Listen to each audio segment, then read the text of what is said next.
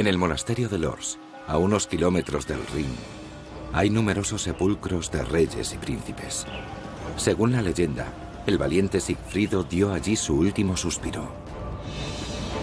Un ataúd de 2 metros y 40 centímetros de longitud, adornado con símbolos cristianos y germánicos, es el que, según se cree desde hace siglos, guarda los restos de Sigfrido. ¿Realmente yace aquí el legendario personaje? ¿Quién fue el más bello, el más fuerte? Sigfrido, el héroe alemán por excelencia.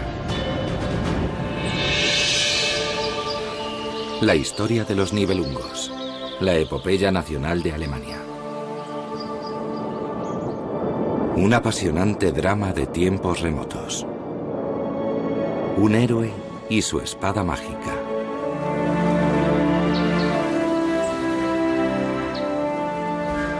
Temibles dragones.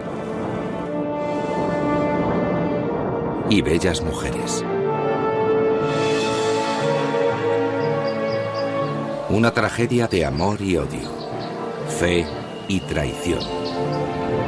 Una leyenda de inmensas riquezas. ¿Qué hay de verdad en esos mitos? ¿Qué hechos y personas fueron reales? ¿Quiénes eran los Nibelungos? ¿Quién era Sigfrido? ¿Existió su famoso tesoro?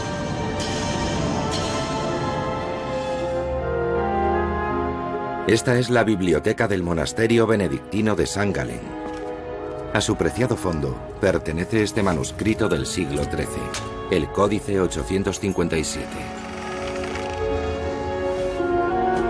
Este tomo, iluminado por ilustradores italianos, alberga uno de los escritos más antiguos del Cantar de los Nibelungos. A primera vista, la historia, que se divide en 39 cantos, parece un cuento de hadas.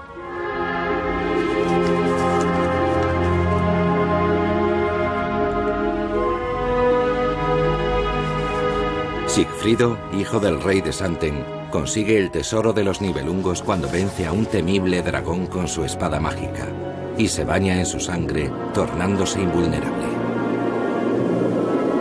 Con el tesoro y su espada, seduce a Crimilda, la hermosa princesa de Borgoña. Hagen, vasallo de la corte de Borgoña, recela del invencible guerrero al ver aumentar su prestigio. Brunilda, la valquiria, es la segunda mujer de la corte. Casa con Gunther, hermano de Crimilda, y se acaba convirtiendo en enemiga de Sigfrido. Pocos conocen también al héroe del gran drama como Joachim Heinzel. Este profesor de filología, procedente de Marburgo, ha investigado durante más de 3 décadas las raíces del Cantar de los Nibelungos. Y puede constatar que la historia sobre la muerte del dragón a manos de Sigfrido y las sangrientas intrigas de la corte de Borgoña ya se contaba siglos antes de que se quedase inmortalizada en los manuscritos de St. Gallen. La historia fue transmitida de generación en generación. Pero, ¿cómo empezar? Esta historia parte de hechos históricos. No obstante, esos hechos históricos no se han descrito de manera fiel, de la forma que solemos encontrar en los libros de historia, sino que se han narrado así para que fueran entendidos por todo tipo de gentes, para poder tratar con ellos.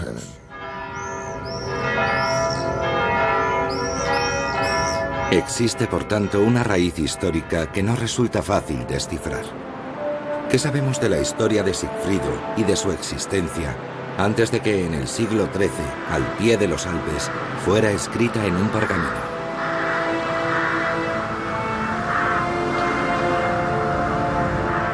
La pista nos lleva muy al norte. El guerrero Sigfrido es nombrado por primera vez en una isla bañada por las olas del Atlántico, Islandia.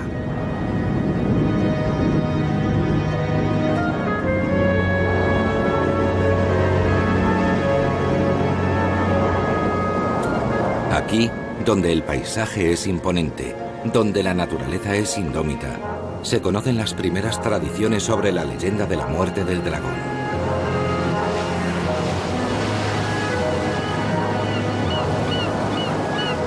Esta nos lleva de vuelta al siglo IX, un tiempo en que Islandia estaba poblada por los vikingos. Habían llegado desde Escandinavia por mar y en sus embarcaciones llevaron consigo la historia de la muerte del dragón. La leyenda de Sigfrido era recitada en verso por los vikingos. Más tarde pasó a formar parte de la Edda, la colección de relatos de la mitología escandinava.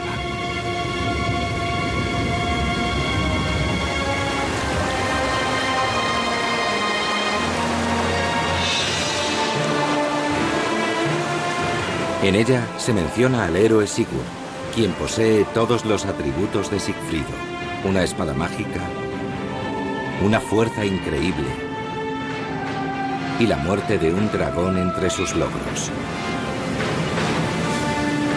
La huella del héroe se halla permanentemente en la cultura nórdica, según afirma Edward James, experto en literatura y mitología. Y no solo en Islandia, sino también en Inglaterra o Suecia.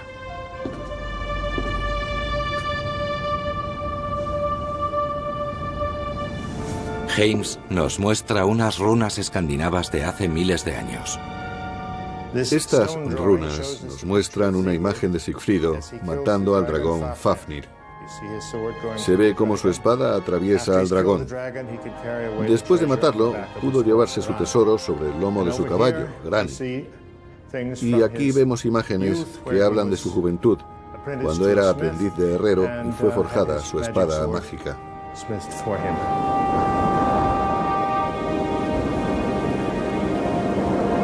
Un héroe cuya aventura ha sido esculpida en piedra. Un paladín cuyas hazañas han recorrido cientos de kilómetros. Si esta leyenda, que extendió su camino hasta esta isla glacial, tiene raíces históricas, ¿dónde las podemos encontrar?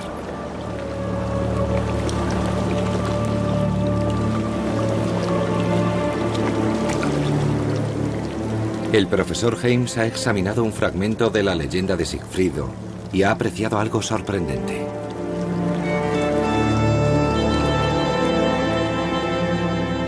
Las leyendas heroicas normalmente se cuentan en la región en la que tuvieron lugar. No obstante, la historia de Sigfrido, el vencedor del dragón Fafnir, se narra aquí en Islandia como parte de su historia, pero no como una historia autóctona, sino como una historia que tiene lugar en Alemania. Resulta asombroso. Es la única historia que se cuenta en Islandia, teniendo a Alemania como escenario a las orillas del Rin, que es la zona en la que ocurrió.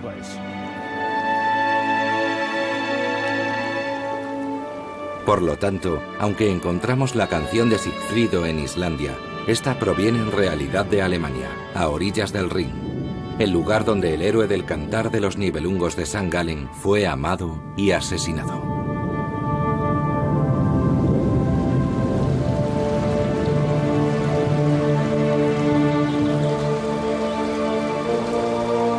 Aquí debió de surgir la leyenda.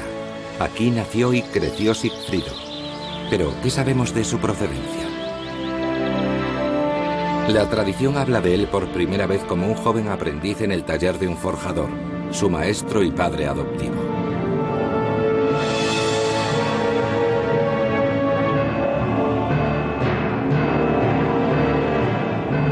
Si la patria de nuestro héroe se encuentra en efecto en algún lugar cerca del Rin, el enigmático forjador debió de vivir también allí, ya que se menciona en el poema germánico. Por lo tanto, allí deberían de estar también sus espadas, tan perfectamente forjadas, que se convirtieron en míticas.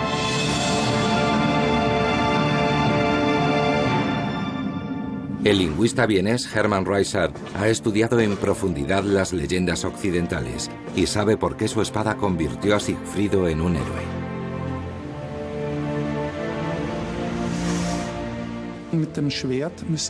Había que aproximarse al rival con la espada en alto y asestarle un golpe tan fuerte como para hendir su casco. Además, era fundamental creerse capaz de ello y procurar que la espada no se quebrara al golpear el casco.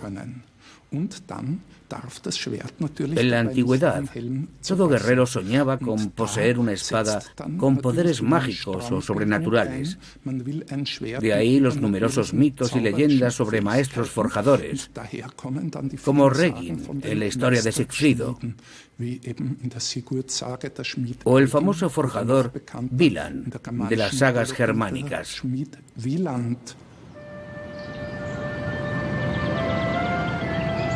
El herrero Wieland, admirado por los alemanes, es un maestro en su trabajo. ¿Era en verdad un mago o simplemente transmitió a sus aprendices más hábiles los métodos para forjar espadas de una calidad excepcional? En la región austríaca de Rohrenbach vive hoy en día un forjador que sigue fabricando armas de acero artesanalmente, al estilo tradicional. Richard Hocker conoce la historia del maestro Wieland y nos puede explicar dónde radica el misterio de su arte. La leyenda de Sigfrido nos transmite también la de su maestro. Wieland el forjador, que era famoso por fraguar espadas excepcionalmente resistentes y de bello acabado. Según la leyenda, Wieland forjó una espada con la que no quedó satisfecho, la deshizo en virutas y se las dio de comer a los gansos. Usando los excrementos de los gansos extrajo un nuevo acero y forjó otra espada, que resultó más fuerte, flexible y afilada. Recientes investigaciones parecen haber demostrado que este método efectivamente consigue hojas más duras y más resistentes.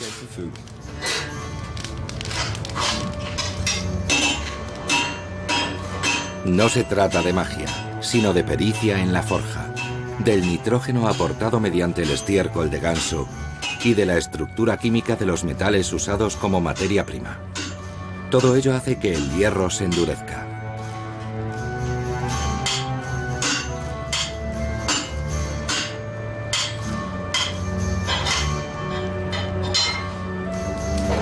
Las espadas resultantes de tan arduo proceso eran verdaderas joyas, armas de un valor incalculable.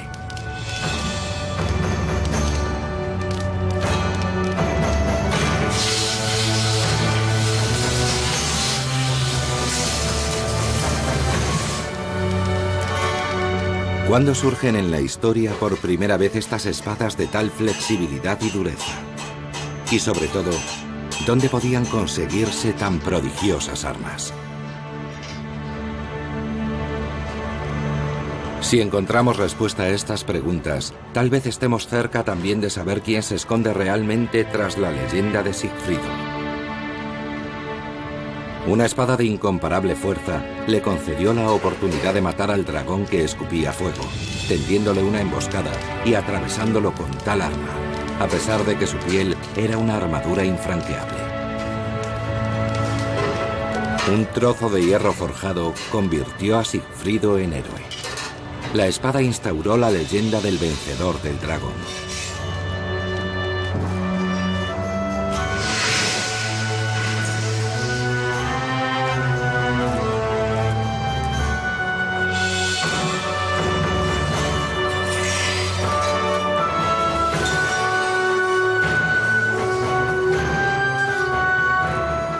Se han desenterrado muchas armas antiguas en yacimientos arqueológicos cerca del Rin, pero se han hallado muy pocas espadas de tan alta calidad. En el castillo de Rasenhofen, en Baviera, vive y trabaja Markus Junkelmann, un historiador especializado en el campo militar, buen conocedor de las armas antiguas. Asegura que los únicos que pudieron llevar espadas de este tipo a la región del Rin fueron los romanos. Y existen datos históricos. Algunos oficiales romanos portaban un arma similar a la de Sigfrido en los inicios del imperio, a principios del siglo I. Se ha podido constatar mediante el análisis del acero que las armas romanas de la época temprana del imperio eran de muy alta calidad. Combinan dureza y flexibilidad. La hoja era flexible, pero los filos y la punta eran muy duros. De hecho, la punta era muy aguda. y la hoja muy recta.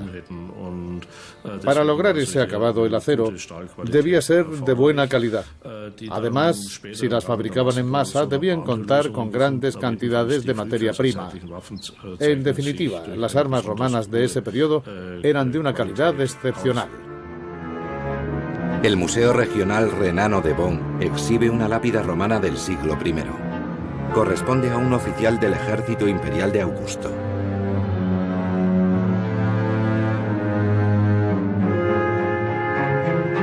El jinete esculpido porta una espada en su cinturón. ¿Cómo una espada similar acabaría haciendo célebre a un germano? Michel Schmauder es conservador en el museo. Nos muestra las espadas de la época que se guardan en este.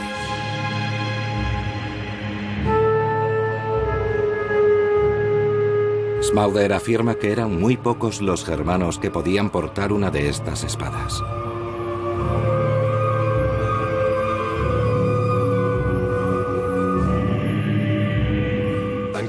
Un germano en posesión de una espada romana debía de ser sin duda un personaje importante y por tanto la luciría con orgullo.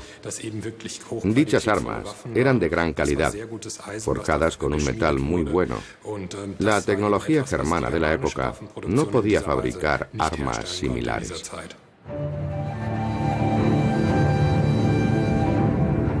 Europa, siglo I después de Cristo. En rojo vemos los dominios de la única superpotencia, el Imperio Romano. Su frontera oeste lindaba con el Rin. Fue allí donde la civilización romana se topó con los bárbaros. Los romanos denominaron a todos aquellos pueblos como los que no se sentían comprometidos con su cultura. El Rin separaba a estos pueblos del influjo de Roma. Eran más de 12 las estirpes de bárbaros que se asentaban en la orilla derecha del río.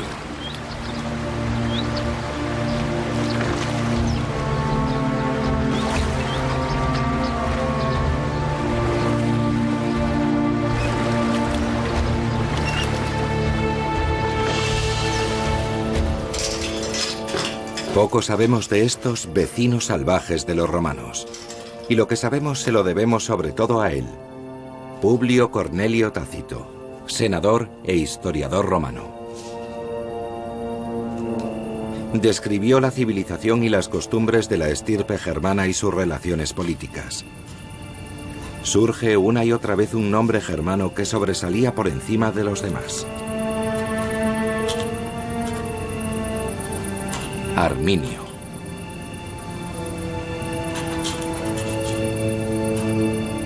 Arminio fue el príncipe de una tribu germana, los queruscos, y en un principio sirvió en el ejército romano. Arminio es un nombre romano. De hecho, Arminio sirvió en el ejército romano durante mucho tiempo. Los germanos que vivieron en Roma no querían pasar por bárbaros.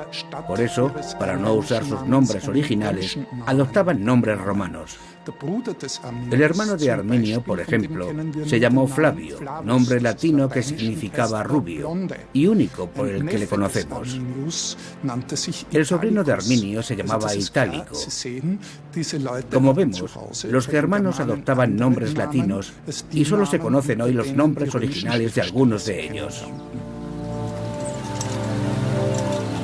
Se ignora cómo llamaban los propios germanos a Arminio cuando servía en el ejército romano.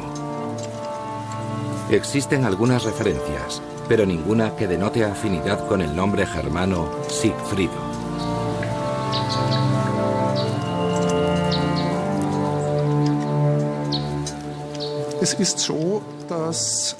Algunos nombres de los familiares de Arminio comienzan con Sig. Esa raíz enlaza con nombres de origen más antiguo, como Segi. El padre de Arminio se llamaba Segimer, y quizá alguien de la familia de la madre se llamara Frid. Entonces, el hijo podría haberse llamado efectivamente Sigfrido. Las menciones que hiciera Tácito sobre la figura de Arminio, el príncipe de la estirpe de los queruscos, son retomadas en el siglo XVI.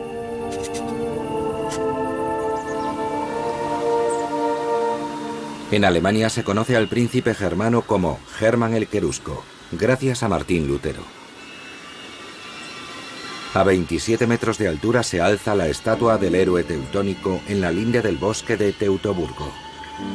Su espada, de 7 metros de largo y 11 quintales de peso, se alza hacia los cielos.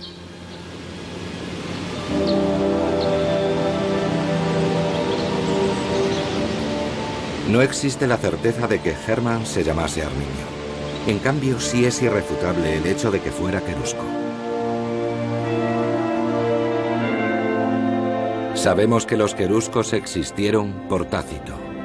Su autenticidad es considerada por algunos investigadores como un indicio que relaciona al asesino del dragón, Sigfrido, y al príncipe germano Arminio.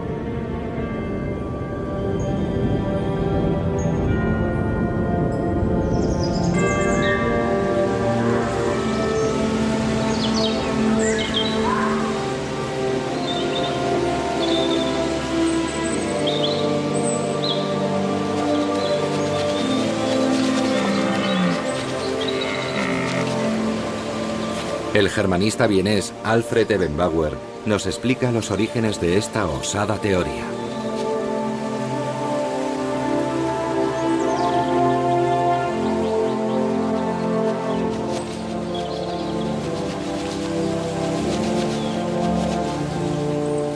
Podemos dar por hecho que el nombre de los queruscos, de esta importante tribu germana, tiene que ver con los ciervos. La palabra querusco alude a la palabra ciervo en su forma antigua en alemán, Herud. Por lo tanto, los queruscos estaban relacionados con los ciervos.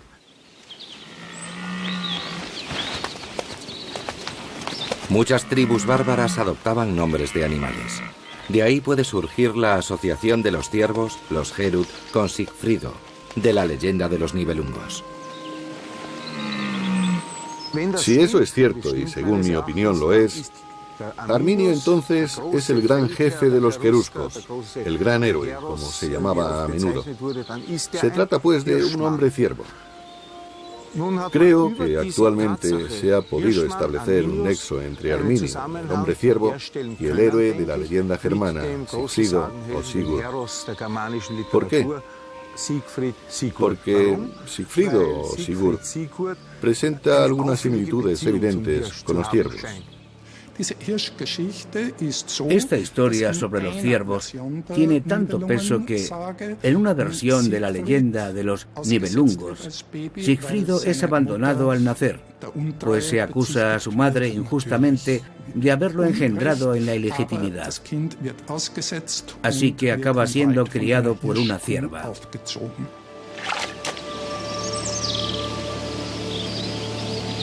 Desde luego, Arminio, el príncipe de la tribu de los queruscos, no se crió en el bosque.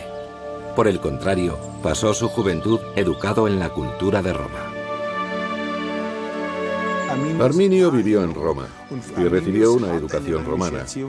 Fue tratado como un aristócrata, un noble o un caballero de la Roma de Augusto. Esto lo sabemos con certeza. Y también que sirvió como militar en el ejército romano. Era un soldado romano, o bien un caudillo germano al servicio de Roma. No poseemos muchos datos específicos, pero ese es el factor más importante para nosotros. ¿Qué implica eso? Implica que Arminio, en realidad, debía de tener una doble identidad. ¿Doble identidad? Por supuesto. Arminio es un germano vestido de romano, un bárbaro civilizado. ¿Y Sigfrido, el héroe de la leyenda? Antes de que llegara a la corte del rey Gunther, Sigfrido portaba una capa, junto con la espada y la sangre del dragón, otro elemento mágico. Valiéndose de esa capa, pudo hacerse pasar por el rey Gunther y tomar su identidad. Solo así podría vencer a Brunilda. Mediante este engaño, Gunther consiguió que la valquiria se presentase ante la corte de Borgoña como su esposa. Esta legendaria aventura, en una localización histórica auténtica, conforma el Cantar de los Nibelungos. La localización histórica del Cantar de los Nibelungos se puede identificar muy fácilmente, en primer lugar como Xanten, lugar de nacimiento de Sigfrido en el Bajo Rin, cerca de los Países Bajos. No los Países Bajos actuales, sino la zona del Bajo Rin. Allí había un rey, Sigmund, cuyo hijo era Sigfrido. La región en la que se encuentra es Xanten. En Xanten se ha buscado una y otra vez la huella del legendario Sigfrido, aunque sin éxito.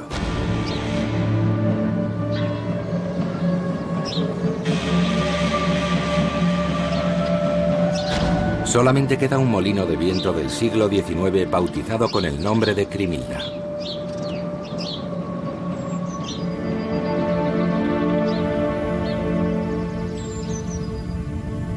No obstante, la hermosa princesa de la leyenda de los Nibelungos nunca estuvo en la región del Bajo Rin. Para ganar su mano, Sigfrido se puso al servicio del hermano de Grimhilda, el rey Gunther. Lo que hizo fue suplantar el papel de Gunther y mostrarse merecedor de la princesa.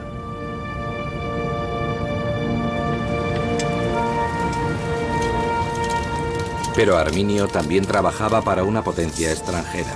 Ayudaba a los romanos en la organización y la seguridad del imperio. Al final volvió a su tierra natal, en el Valle del Rin. Los romanos habían desplegado sus fuerzas y seguían avanzando hacia el oeste, invadiendo las zonas de asentamiento germano. Uno de los puntos estratégicos de la conquista se ubicaba en el Bajo Rin, en Xanten, la región donde supuestamente nació Sigfrido. Esto fue así tanto en la fase temprana como en la fase de expansión del Imperio Romano. En aquel momento se pretendía adelantar la frontera al río Elba. Así en Xanten se asentaría el campamento de la Legión, alineándose con la región y con el castillo de Lib, buscando la expansión por el margen derecho del Rin. Que Xanten formara parte de esa primera fase cobró un significado excepcional. Los romanos habían levantado una cadena de fortificaciones a orillas del Rin. En la época del nacimiento de Cristo, Xanten Vetera, en el Bajo Rin, era ya un campamento de tránsito para las tropas que operaban en Germania.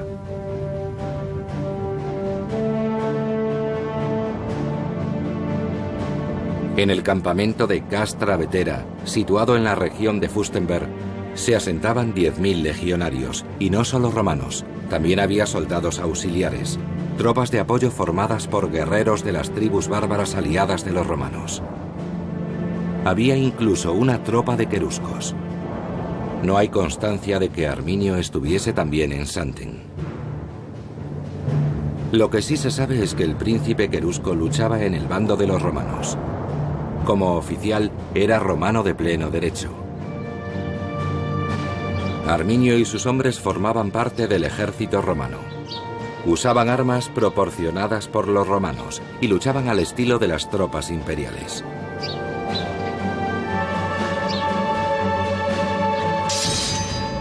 Los romanos tenían un fuerte sentimiento de supremacía.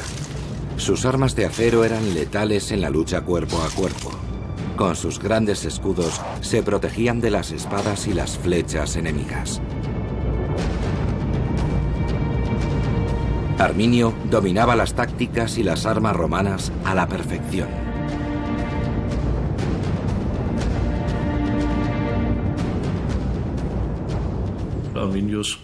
Arminio conocía muy bien el ejército romano, no ya como adversario, sino porque él mismo había servido en dicho ejército y conocía las armas y su uso por experiencia propia. Ya había empleado sus tácticas y podía ponerlas en práctica para debilitar a las fuerzas romanas. ¿Y Sigfrido? El asesino del dragón luchó en el bando del rey Gunther. Venció a los sajones y a los daneses. El príncipe de Xanten se convirtió en caudillo y en el apoyo más importante para la corte de Borgoña.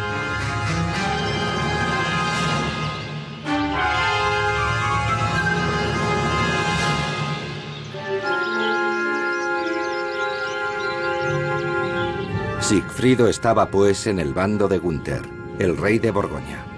Combatió suplantándole y venció. Esto hizo que Hagen, vasallo de Gunther, desconfiara de él. Finalmente, se convirtió en su enemigo.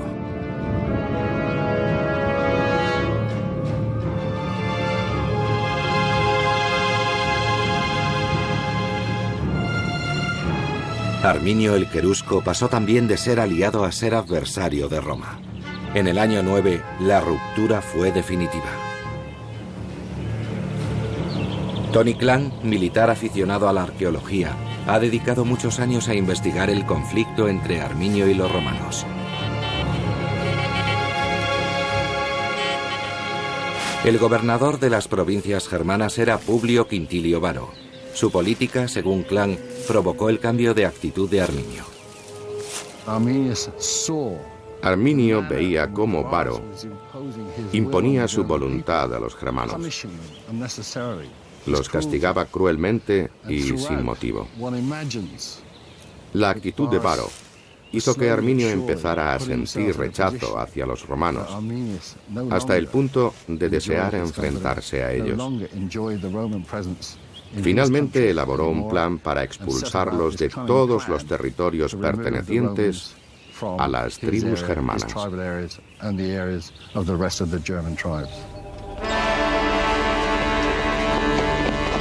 En otoño del año 9, Varo regresaba con 3 legiones al campamento de invierno de Sante. Eran más de 18.000 legionarios bien equipados y con experiencia.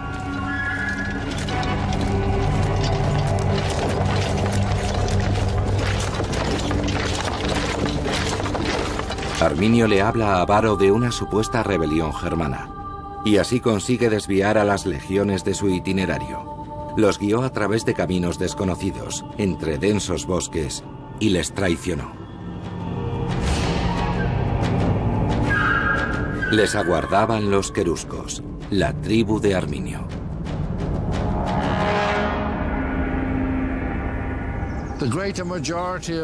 La mayor parte de las tierras atravesadas por los legionarios eran llanas y extensas, y ellos avanzaban en una formación muy disciplinada. Pero Arminio les aconsejó que tomaran otro camino, seguramente a través del bosque y de los valles de Teutoburgo, y el escenario cambió drásticamente.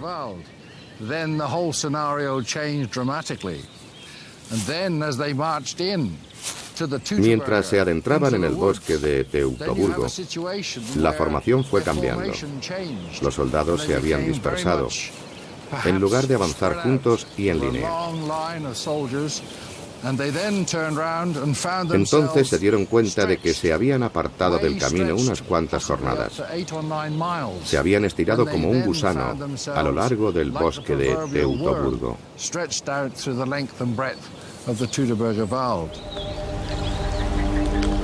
En campo abierto, los romanos eran muy superiores a los guerreros germanos. Por eso, aquí, en su bosque, Arminio podía imponer sus tácticas a los intrusos. Como exoficial romano sabía exactamente dónde y cómo posicionar a las legiones de Varo para inutilizarlas. En el bosque de Teutoburgo, los romanos no podían valerse de sus sofisticadas técnicas de lucha. Allí sus modernas armas no ayudaban mucho. El ritmo de la batalla lo impondría la naturaleza. El suelo cenagoso, los árboles y los espesos matorrales eran aliados de los germanos.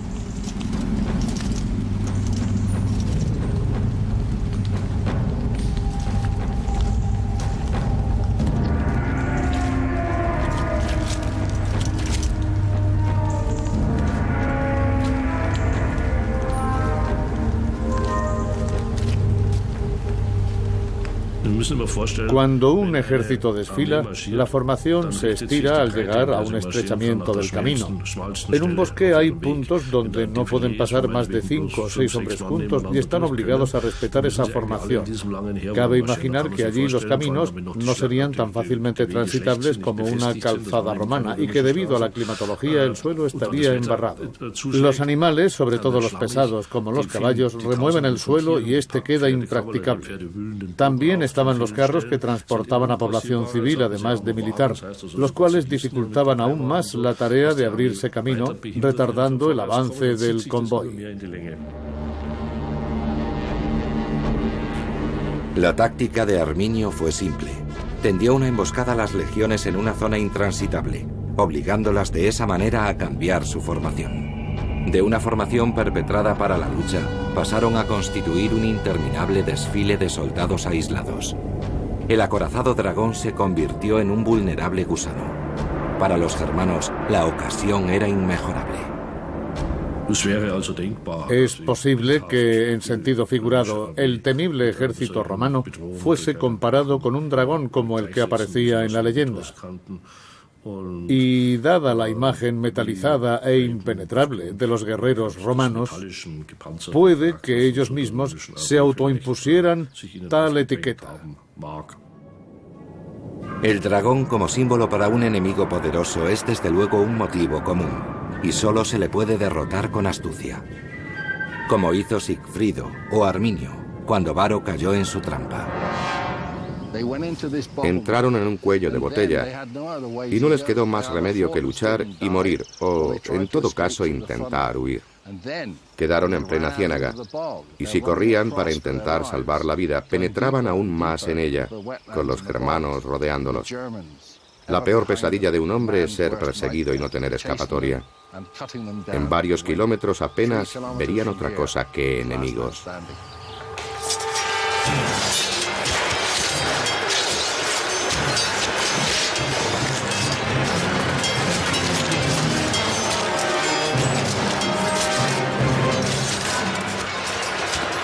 La batalla se prolongó durante días. Murieron unos 18.000 legionarios. Varo se quitó la vida y Arminio se ganó el distintivo de Sig. Esta es la realidad de la que surge el mito y crece el héroe. En 1987, Tony Clan descubrió monedas antiguas al pie de la montaña de Calcrise, en Brance, y más tarde encontró también una lanza romana. Desde entonces, Calcrise se ha convertido en un yacimiento de restos romanos. La arqueóloga Gilbert Ross asegura que fue aquí donde Arminio venció a las legiones de Varo hace más de 2000 años. Hemos conseguido resultados interesantes hasta el día de hoy. Y podemos decir que hemos descubierto el lugar de la gran batalla en la que Varo fue abatido, un combate que se extendió por unos 30 kilómetros cuadrados.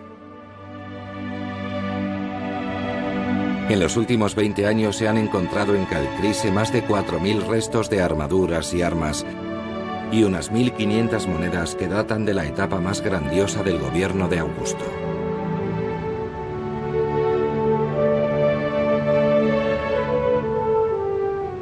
Se han hallado innumerables puntas de flecha, proyectiles de honda, huesos de animales de tiro y una máscara de hierro de un soldado romano.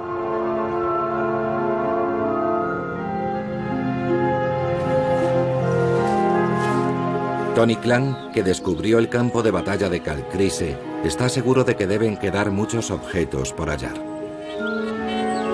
Todo lo que los arqueólogos han encontrado aquí son los restos de las riquezas acumuladas por Varo y sus legiones. Pero, ¿y el famoso tesoro? Debemos entender que las legiones romanas estaban pasando de un campamento de verano a uno de invierno y no esperaban encontrar batalla. Debían llevar sus pertenencias más valiosas, sus atuendos y sus tesoros, su plata y su oro, todo lo que realmente les importaba. Seguramente lo llevaban consigo cuando surgió la inesperada lucha. No obstante, apenas se han hallado objetos de metal, oro o plata en la excavación de Calcrise. Estamos en la base de la zanja y hemos encontrado restos de bronce que apenas se pueden distinguir y solo se reconocen por el color.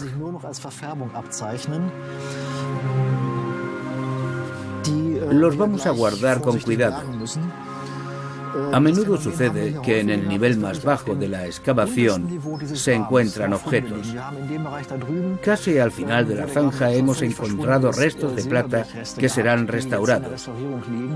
Queremos conservarlos bien. Por el momento no podemos confirmar de qué tipo de pieza se trata. Este es el taller del Museo de Calcrise. lugar donde los vestigios de la conocida batalla de Varo se examinan a fondo. Estos hallazgos han permanecido bajo tierra durante 2000 años y los restauradores tendrán que reconstruir su forma y función originales.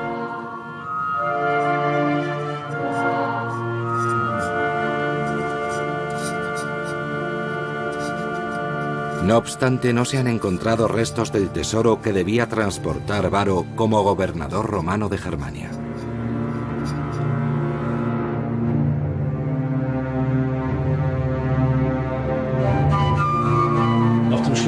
En los alrededores del campo de batalla se encuentran todos los objetos imaginables, sin duda. Objetos de gran valor práctico, como sandalias.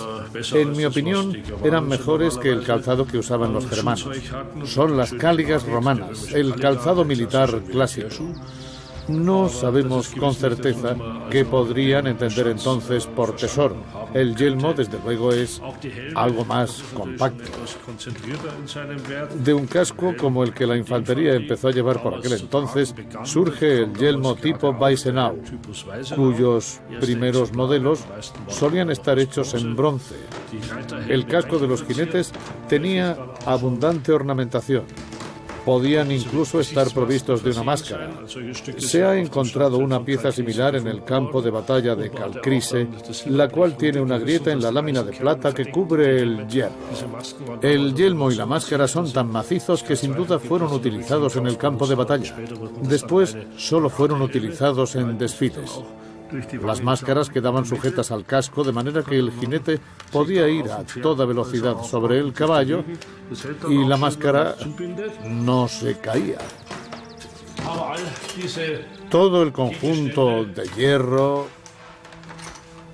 madera, huesos y cuero, a pesar de ser tan útil y valioso, no se puede calificar de tesoro.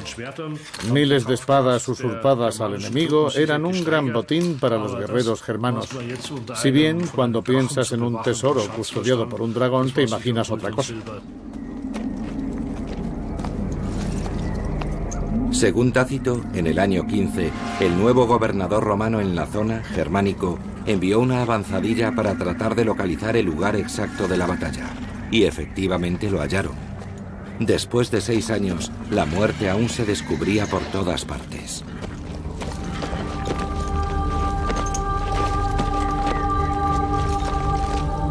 Tácito narra cómo los romanos rindieron homenaje a sus compañeros muertos y enterraron sus restos mortales. Después de eso, los hombres de Germánico examinaron el terreno. ¿Dónde estaban las pertenencias de Varo? ¿Dónde los estandartes de las legiones? ¿Dónde las valiosas armaduras de los guerreros? ¿Dónde sus adornos de oro, sus guarniciones de plata?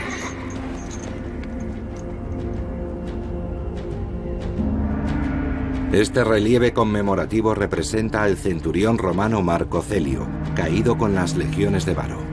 Se aprecia la belleza de su armadura, adornada en el pecho con las falerae, placas de plata maciza, como las que se exhiben en un museo de Bonn.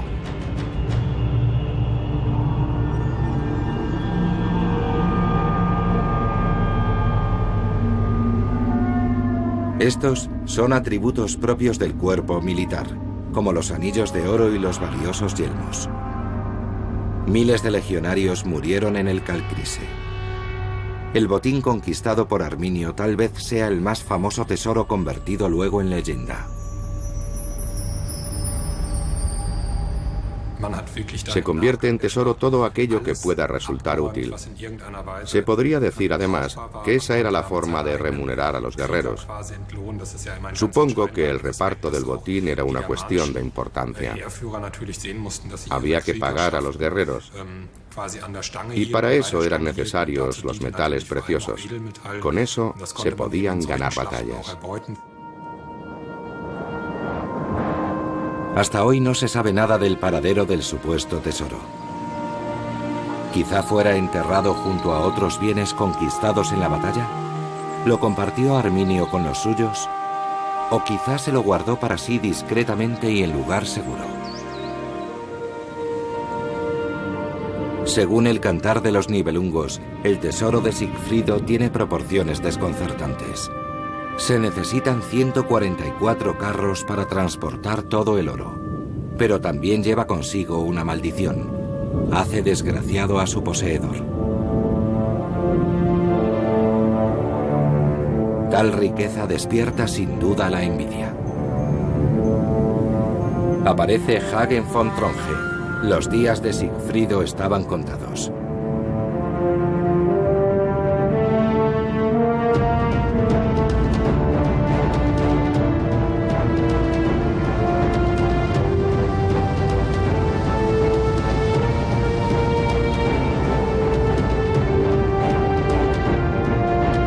Arminio, traidor a Roma, se convirtió en un héroe para los bárbaros.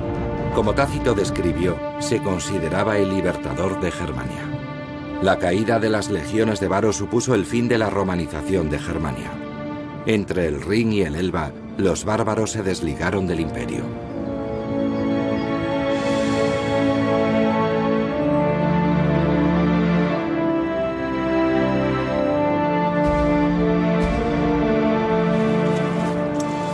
Sin embargo, aun cuando los romanos perdieron el dominio del margen derecho del Rin, el éxito de Arminio entre los germanos fue discutido. Entre su propia familia se alzaron voces añorando la influencia de Roma. No todas las tribus querían romper con el imperio. Tácito cuenta cómo Arminio fue asesinado por su propia familia en el año 21.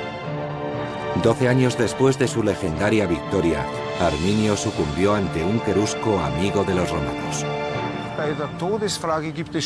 Aquella muerte, narrada por Tácito, nos proporciona un nexo con la leyenda, y es el hecho de que Arminio, con el nombre latino por el que se le conoce, muriera a manos de uno de sus allegados.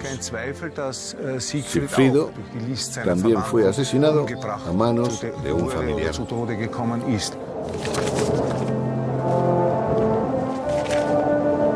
En el Cantar de los Nibelungos, el final de Sigfrido nace de una traición involuntaria.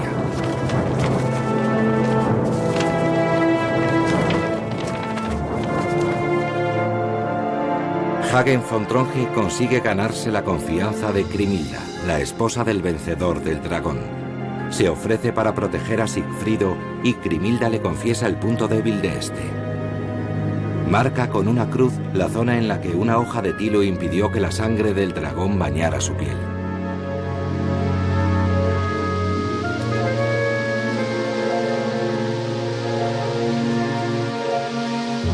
Hagen sabe cómo acabar con Sigfrido.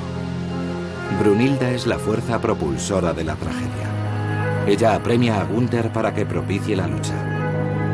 Por amor a ella, Gunther entrega un cuchillo a su fiel amigo.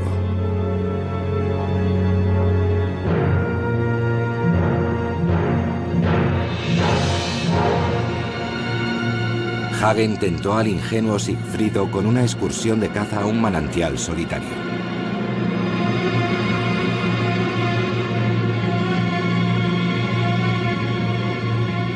A traición, Hagen lanza un dardo al omóplato de Sigfrido, gracias a la información de Grimhilda. Herido de muerte, Sigfrido se desploma. En la actualidad, 4 regiones se vanaglorian de haber sido el escenario de tan legendarios hechos. En Grasselbach, en la región de Odenwald, una cruz recuerda el supuesto lugar de la muerte.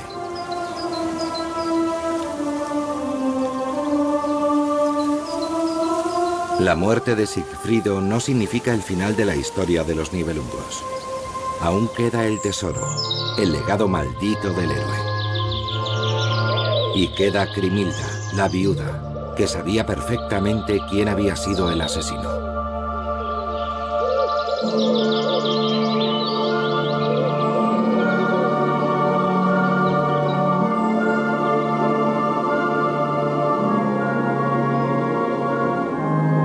Sedienta de venganza, Grimhilda busca la muerte de Hagen. Solo vivirá para cumplir ese deseo y recurrirá al oro de Sigfrido. Es su cofre privado. Después de la muerte de Sigfrido, reclutaría guerreros en la corte de Borgoña. Hagen temía por su vida.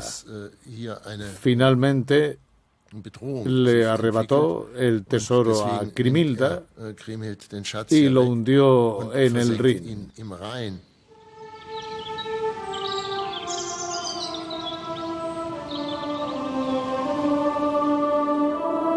Quizá no se pueda nunca constatar que efectivamente fue Arminio el que sentó la leyenda de Sigfrido, el asesino del dragón, en el Cantar de los Nibelungos.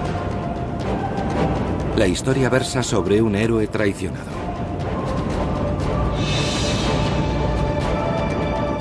Pero la pregunta más importante para la mayoría es: ¿qué ha sido del oro de Sigfrido?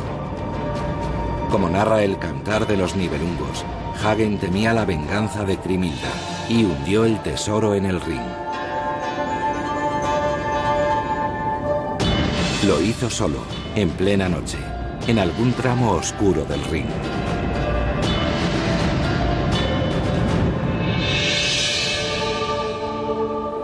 En el pasado, muchos hombres intentaron encontrar el legendario tesoro de los Nibelungos. Quizá algún día los avances tecnológicos permitan dar con el oro del Rin, o al menos siempre quedará esa esperanza.